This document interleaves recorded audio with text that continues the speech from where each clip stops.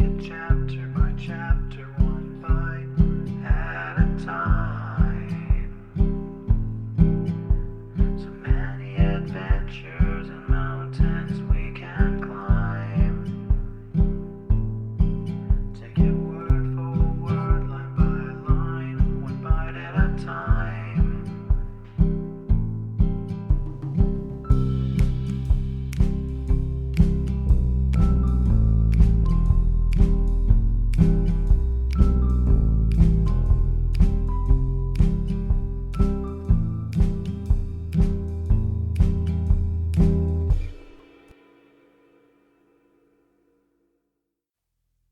Welcome to Bite at a Time Books, where we read you your favorite classics one bite at a time. My name is Bree Carlile, and I love to read and wanted to share my passion with listeners like you. If you enjoy our show, be sure to follow us so you get all the new episodes. If you want to see exclusive behind the scenes of our show, follow us on YouTube. We would also love for you to drop us a rating on your favorite podcast platform and share our show with your friends. You can catch us on all the social medias at Bite at a Time Books. We are currently running a contest on our social media for the duration of Season 10 to win a copy of the complete Anne of Green Gables series. Today, we will be continuing Anne of Green Gables by Lucy Maud Montgomery. Chapter 25. Matthew insists on puffed sleeves. Matthew was having a bad 10 minutes of it.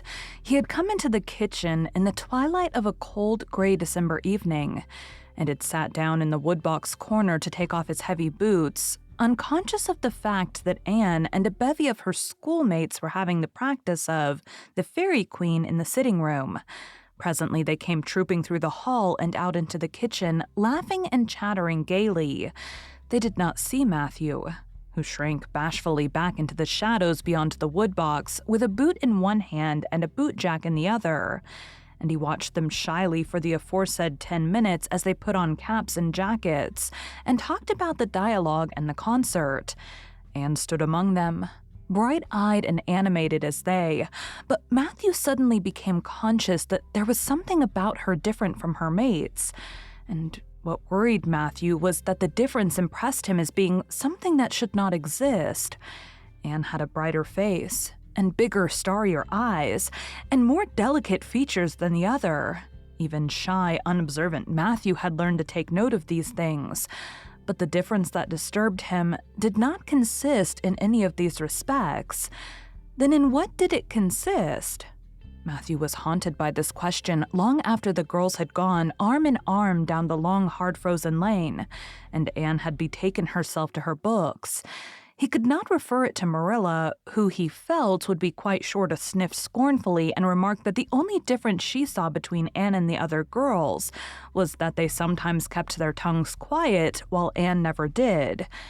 This, Matthew felt, would be no great help.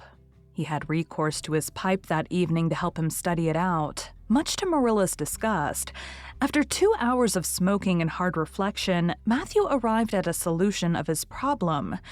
Anne was not dressed like the other girls. The more Matthew thought about the matter, the more he was convinced that Anne never had been dressed like the other girls, never since she had come to Green Gables. Marilla kept her clothed in plain dark dresses, all made after the same unvarying pattern. If Matthew knew there was such a thing as fashion in dress, it was as much as he did, but he was quite sure that Anne's sleeves did not look at all like the sleeves the other girls wore. He recalled the cluster of little girls he had seen around her that evening, all gay in waists of red and blue and pink and white, and he wondered why Marilla always kept her so plainly and soberly gowned. Of course it must be all right. Marilla knew best, and Marilla was bringing her up. Probably some wise, inscrutable motive was to be served thereby, but surely it would do no harm to let the child have one pretty dress, something like Diana Barry always wore. Matthew decided that he would give her one, that surely could not be objected to as an unwarranted putting in of his oar. Christmas was only a fortnight off. A nice new dress would be the very thing for a present. Matthew, with a sigh of satisfaction, put away his pipe and went to bed, while Marilla opened all the doors and aired the house. The very next evening, Matthew betook himself to Carmody to buy the dress, determined to get the worst over and have done with it. It would be, he felt assured, no trifling ordeal. There were some things Matthew could buy and prove himself no mean bargainer, but he knew he would be at the mercy of shopkeepers when it came to buying a girl's dress.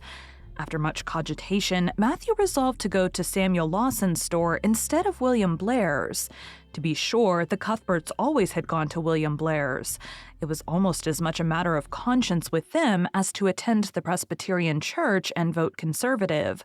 But William Blair's 2 daughters frequently waited on customers there, and Matthew held them in absolute dread. He could contrive to deal with them when he knew exactly what he wanted and could point it out, but in such a matter as this, requiring explanation and consultation, Matthew felt that he must be sure of a man behind the counter. So he would go to Lawson's, where Samuel or his son would wait on him. Alas, Matthew did not know that Samuel, in the recent expansion of his business, had set up a lady clerk also. She was a niece of his wife's and a very dashing young person indeed, with a huge drooping pompadour, big rolling brown eyes, and a most extensive and bewildering smile. She was dressed with exceeding smartness and wore several bangle bracelets that glittered and rattled and tinkled with every movement of her hands. Matthew was covered with confusion at finding her there at all, and those bangles completely wrecked his wits at one fell swoop. "What can I do for you this evening, Mr. Cuthbert?" Miss Lucilla Harris inquired, briskly and ingratiatingly tapping the counter with both hands. "Have you any garden rakes?" stammered Matthew. Miss Harris looked somewhat surprised, as well she might, to hear a man inquiring for garden rakes in the middle of December. "I believe we have 1 or 2 left over," she said, "but they're upstairs in the lumber room. I'll go and see." During her absence, Matthew collected his scattered senses for another effort. When Miss Harris returned with the rake and cheerfully inquired, "Anything else tonight, Mr. Cuthbert?" Matthew took his courage in both hands and replied, "Well, now, since you suggest it, I might as well buy some hayseed." Miss Harris had heard Matthew Cuthbert called odd. She now concluded that he was entirely crazy. "We only keep hayseed in the spring," she explained loftily. "We've none on hand just now." "Oh, certainly, just as you say," stammered unhappy Matthew, seizing the rake and making for the door. At the threshold, he recollected that he had not paid for it, and he turned miserably back. While Miss Harris was counting out his change, he rallied his powers for a final desperate attempt. "Well, now, if it isn't too much trouble, I might as well, I'd like to look at some sugar." "White or brown?" queried Miss Harris patiently. "Oh, well now, brown," said Matthew feebly. "There's a barrel of it over there," said Miss Harris, shaking her bangles at it. "It's the only kind we have." I'll take 20 pounds of it," said Matthew, with beads of perspiration standing on his forehead. Matthew had driven halfway home before he was his own man again. It had been a gruesome experience, but it served him right, he thought, for committing the heresy of going to a strange store. When he reached home, he hid the rake in the tool house, but the sugar he carried into Marilla. "Brown sugar?" exclaimed Marilla. "Whatever possessed you to get so much? You know I never use it except for the hired man's porridge or black fruit cake. Jerry's gone, and I've made my cake long ago. It's not good sugar either. It's coarse and dark. William Blair doesn't usually keep sugar like that." I thought it might come in handy sometime," said Matthew, making good his escape. When Matthew came to think the matter over, he decided that a woman was required to cope with the situation. Marilla was out of the question. Matthew felt sure she would throw cold water on his project at once. Remained only Mrs. Lynde, for of no other woman in Avonlea would Matthew have dared to ask advice. To Mrs. Lynde he went accordingly, and that good lady promptly took the matter out of the harassed man's hands. "Pick out a dress for you to give to Anne? To be sure I will. I'm going to Carmody tomorrow and I'll attend to it. Have you something particular in mind? No, well, I'll just go by my own judgment then. I believe a nice rich brown would just suit Anne, and William Blair has some new Gloria in that's real pretty. Perhaps you'd like me to make it up for her too, seeing that if Marilla was to make it, Anne would probably get wind of it before the time and spoil the surprise. Well, I'll do it. No, it isn't a mite of trouble. I like sewing. I'll make it to fit my niece, Jenny Gillis, for she and Anne are as like as two peas as far as figure goes. Well, now, I'm much obliged, said Matthew. And I don't know, but I think they make the sleeves different nowadays to what they used to be. If it wouldn't be asking too much, I'd like to see them made in the new way. Puffs? Of course. You needn't worry a speck more about it, Matthew. I'll make it up in the very latest fashion, said Mrs. Lynde. To herself she added when Matthew had gone, It'll be a real satisfaction to see that poor child wearing something decent for once. The way Marilla dresses her is positively ridiculous. That's what, and I've ached to tell her so plainly a dozen times. I've held my tongue, though, for I can see Marilla doesn't want advice, and she thinks she knows more about bringing children up than I do for all she's an old maid. But that's always the way. Folks that has brought up children know that there's no hard and fast method in the world that'll suit every child. But them as never have think it's all plain and easy as rule of three. Just set your 3 terms down so fashion, and the sum will work out correct. But flesh and blood don't come under the head of arithmetic, and that's where Marilla Cuthbert makes her mistake. I suppose she's trying to cultivate a spirit of humility in Anne by dressing her as she does, but it's more likely to cultivate envy and discontent. I'm sure the child must feel the difference between her clothes and the other girls, but to think of Matthew taking notice of it, that man is waking up after being asleep for over 60 years. Marilla knew all the following fortnight that Matthew had something on his mind, but what it was she could not guess until Christmas Eve when Mrs. Lynde brought up the new dress. Marilla behaved pretty well on the whole, although it is very likely she distrusted Mrs. Lynde's diplomatic explanation that she had made the dress because Matthew was afraid Anne would find out about it too soon if Marilla made it. So this is what Matthew's been looking so mysterious over and grinning about to himself for 2 weeks, is it? She said a little stiffly but tolerantly. I knew he was up to some foolishness.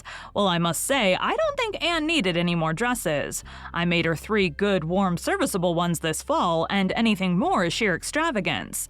There's enough material in those sleeves alone to make a waist, I declare there is. You'll just pamper Anne's vanity, Matthew, and she's as vain as a peacock now. Well, I hope she'll be satisfied at last, for I know she's been hankering after those silly sleeves ever since they came in, although she never said a word after the first. The puffs have been getting bigger and more ridiculous right along. They're as big as balloons now. Next year, anybody who wears them will have to go through a door sideways. Christmas morning broke on a beautiful white world. It had been a very mild December, and people had looked forward to a green Christmas. But just enough snow fell softly in the night to transfigure Avonlea. Anne peeped out from her frosted gable window with delighted eyes. The firs in the haunted wood were all feathery and wonderful. The birches and wild cherry trees were outlined in pearl. The plowed fields were stretches of snowy dimples, and there was a crisp tang in the air that was glorious. Anne ran downstairs singing until her voice re-echoed through Green Gables. "Merry Christmas, Marilla! Merry Christmas, Matthew! Isn't it a lovely Christmas? I'm so glad it's white. Any other kind of Christmas doesn't seem real, does it? I don't like green Christmases. They're not green, they're just nasty faded browns and grays. What makes people call them green? Why, Matthew, is that for me? Oh, Matthew!"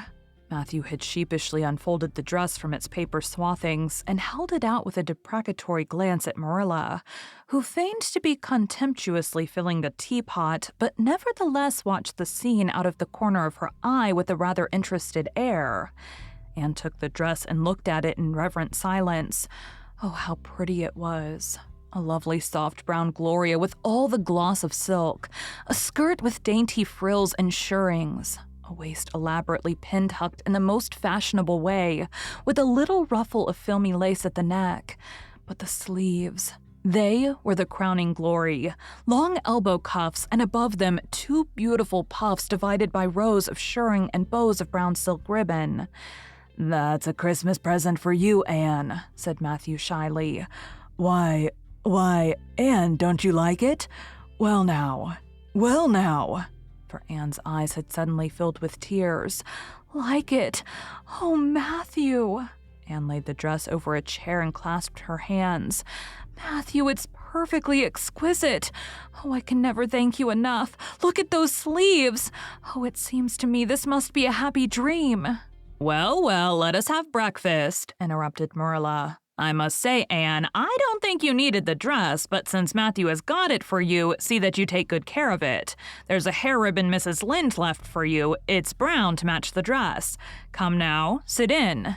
I don't see how I'm going to eat breakfast, said Anne rapturously. Breakfast seems so commonplace at such an exciting moment. I'd rather feast my eyes on that dress. I'm so glad that puffed sleeves are still fashionable. It did seem to me that I'd never get over it if they went out before I had a dress with them. I'd never have felt quite satisfied, you see. It was lovely of Mrs. Lynde to give me the ribbon, too. I feel that I ought to be a very good girl indeed. It's at times like this I'm sorry I'm not a model little girl, and I always resolve that I will be in the future. But somehow it's hard to carry out your resolutions when irresistible temptations come. Still, I really will make an extra effort after this. When the commonplace breakfast was over, Diana appeared crossing the White Log Bridge in the hollow, a gay little figure in her crimson ulster. Anne flew down the slope to meet her. Merry Christmas, Diana! And oh, it's a wonderful Christmas! I've something splendid to show you. Matthew has given me the loveliest dress with such sleeves. I couldn't even imagine any nicer. I've got something more for you, said Diana breathlessly. Here, this box. Aunt Josephine sent us out a big box with ever so many things in it, and this is for you. I'd have brought it over last night, but it didn't come until after dark, and I never feel very comfortable coming through the haunted wood in the dark now. Anne opened the box and peeped in. First a card with, "For the Anne girl and Merry Christmas" written on it, and then a pair of the daintiest little kid slippers, with beaded toes and satin bows and glistening buckles. Oh, said Anne. Diana, this is too much. I must be dreaming. I call it providential, said Diana. You won't have to borrow ruby slippers now, and that's a blessing, for they're 2 sizes too big for you. And it would be awful to hear a fairy shuffling. Josie Pye would be delighted. Mind you, Rob Wright went home with Gertie Pye from the practice night before last. Did you ever hear anything equal to that? All the Avonlea scholars were in a fever of excitement that day, for the hall had to be decorated and a last grand rehearsal held. The concert came off in the evening and was a pronounced success. The little hall was crowded. All the performers did excellently well, but Anne was the bright particular star of the occasion, as even envy in the shape of Josie Pye dared not deny. Oh, hasn't it been a brilliant evening? Sighed Anne, when it was all over and she and Diana were walking home together under a dark, starry sky. Everything went off very well, said Diana practically. I guess we must have made as much as $10. Mind you, Mr. Allen is going to send an account of it to the Charlottetown paper. Oh, Diana, will we really see our names in print? It makes me thrill to think of it. Your solo was perfectly elegant, Diana. I felt prouder than you did when it was encored. I just said to myself, it is my dear bosom friend who is so honored. Well, your recitations just brought down the house, Anne. That sad one was simply splendid. Oh, I was so nervous, Diana. When Mr. Allen called out my name, I really cannot tell how I ever got up on that platform. I felt as if a million eyes were looking at me and through me, and for one dreadful moment I was sure I couldn't begin at all. Then I thought of my lovely puffed sleeves and took courage. I knew that I must live up to those sleeves, Diana. So I started in, and my voice seemed to be coming from ever so far away. I just felt like a parrot. It's providential that I practiced those recitations so often up in the garret, or I'd never have been able to get through. Did I groan all right? Yes, indeed, you groaned lovely, assured Diana. I saw old Mrs. Sloane wiping away tears when I sat down. It was splendid to think I had touched somebody's heart. It's so romantic to take part in a concert, isn't it? Oh, it's been a very memorable occasion indeed. "Wasn't the boys' dialogue fine?" said Diana. "Gilbert Blythe was just splendid. Anne, I do think it's awful mean the way you treat Gil. Wait till I tell you. When you ran off the platform after the fairy dialogue, one of your roses fell out of your hair. I saw Gil pick it up and put it in his breast pocket. There now, you're so romantic that I'm sure you ought to be pleased at that." "It does nothing to me what that person does," said Anne loftily.